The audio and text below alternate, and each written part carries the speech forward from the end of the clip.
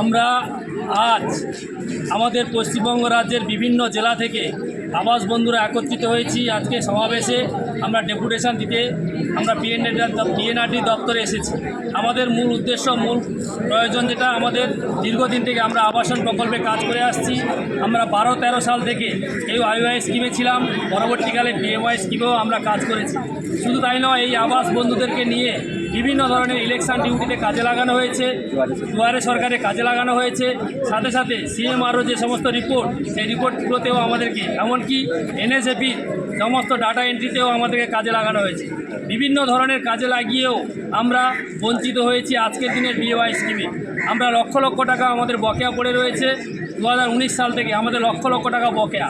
আমাদের পশ্চিমবঙ্গের মানবিক মুখ্যমন্ত্রীর কাছে আমরা একটাই আবেদন রাখবো, হয়তো তিনি আমাদের এই বার্তাটা শুনবেন।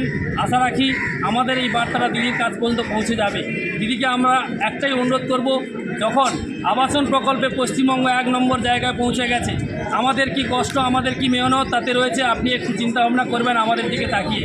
সাথে সাথে আমাদের কাজটা যাতে পুনর্বহাল করা যায়, আমাদের বকেয়া যাতে রাখা যায় এবং ন্যূনতম মাসিক বেতন দিয়ে আমাদেরকে যাতে আবারও কাজে নিয়োগ করা হয়, সেদিকটা আপনি ভাববেন।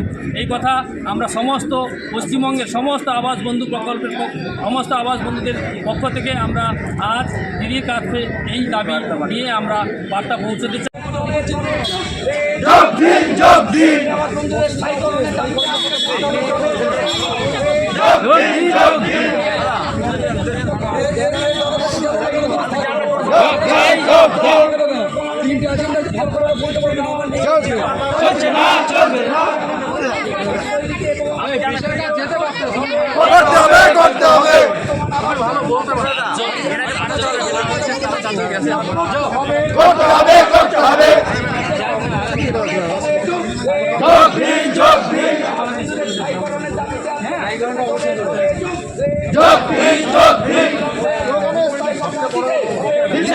দিতে হবে